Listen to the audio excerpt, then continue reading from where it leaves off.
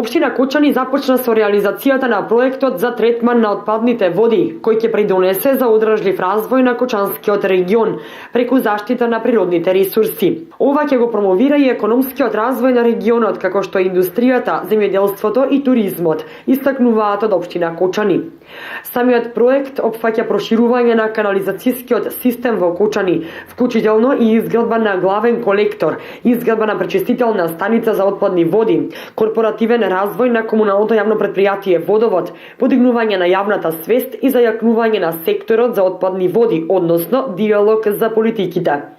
Сегашната состојба во која отсуствува третменот на отпадната вода со околу 15 испусти во животната средина има големо негативно влијание врз санитарните услови, животната средина и земјоделството.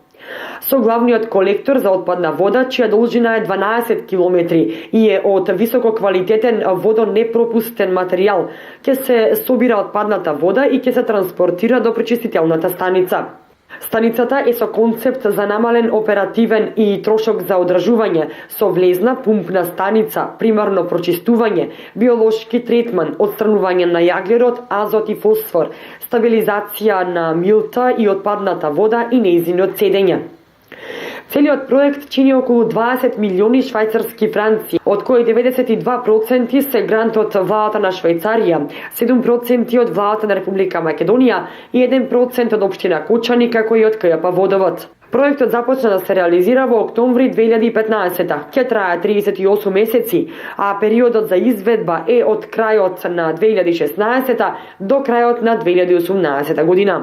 Овој проект е капитален за заштита на водите во целиот регион и представува инвестиција во идните генерации.